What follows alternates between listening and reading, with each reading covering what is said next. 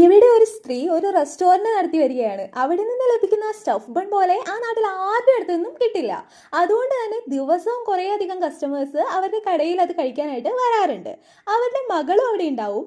ആർക്ക് വേണേലും വന്ന് കഴിക്കാം. എന്നാൽ മകളോട് അത് കഴിക്കരുതെന്ന് സ്ട്രിക്റ്റ് ആയിട്ട് അവർ പറഞ്ഞിട്ടുണ്ടാവും. അത് മാത്രമല്ലാതെ പാകം ചെയ്യുന്ന കിച്ചണിലും പോകാൻ അനുവദിക്കാറില്ല. ആ ബണ്ണിന്റെ ഉള്ളിൽ ഒരു ഫില്ലിംഗ് പോലെ എന്തോ വെക്കും. എന്നാൽ ആ ഫില്ലിങ്ങിന്റെ ഉള്ളിൽ എന്താണ് വെക്കുന്നതെന്ന് കൂടി ആ കുട്ടിക്ക് അറിയില്ല.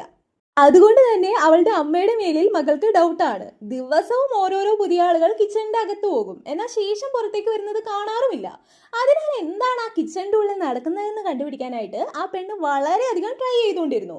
എന്നാൽ അമ്മ കിച്ചണിൽ കയറരുതെന്നും ആ ബണ്ണ് കഴിക്കരുതെന്നും പറഞ്ഞിരുന്നു. അങ്ങനെ പല വർഷം കടന്നുപോയി. ആ ചെറിയ പെൺകുട്ടിയും ഇപ്പോൾ വലുതായി. അപ്പോൾ അവരുടെ കടയിൽ നിന്ന് ഒരു കസ്റ്റമർ ബണ്ണ് വാങ്ങി നടന്നു പോകുന്നുണ്ടാവും. അമ്മ എന്തായാലും കടയിൽ നിന്ന് ബണ്ണ് കഴിക്കാൻ സമ്മതിക്കില്ലല്ലോ.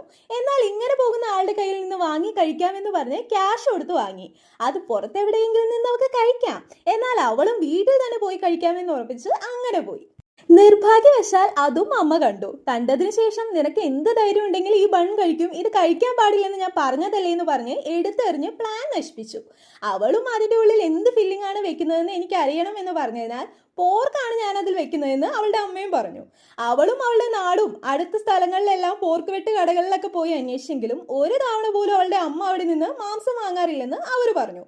അങ്ങനെ വാങ്ങുന്നില്ലെങ്കിൽ പിന്നെ ഫില്ലിങ്ങിന് എന്താണ് അവർ നിറയ്ക്കുന്നത് എന്ന് കണ്ടുപിടിച്ചേ പറ്റുള്ളൂ എന്ന് തീരുമാനിച്ച് പിന്നെയും അമ്മയുടെ അടുത്ത് എന്ന് ചോദിച്ചാൽ നിനക്ക് ഇപ്പോൾ അതെല്ലാം പറഞ്ഞാൽ മനസ്സിലാകില്ല എന്നാവും പറയുക.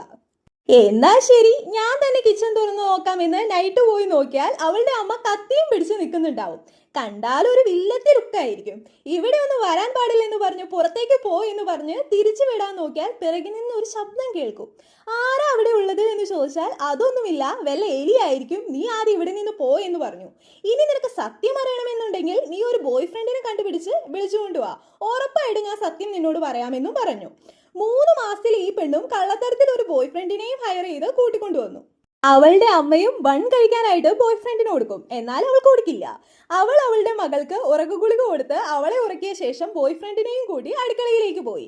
ആ കിച്ചണിൽ എന്താണ് നടക്കുന്നതെന്ന് വെച്ചാൽ സ്ത്രീ ആ ബണ്ണ് മനുഷ്യമാംസത്തിൽ നിന്നാണ് തയ്യാറാക്കുന്നത്. അവളെ കാണാൻ വരുന്നവരെ എല്ലാം മയക്കി കിച്ചണിൽ കൊണ്ടുപോയി കൊന്ന് ചെറിയ കഷ്ണങ്ങളാക്കി നുറുക്കി അതുകൊണ്ടാണ് ആ ബണ്ണിലെ ഫില്ലിംഗ് ആയി ഉപയോഗിക്കുന്നത്.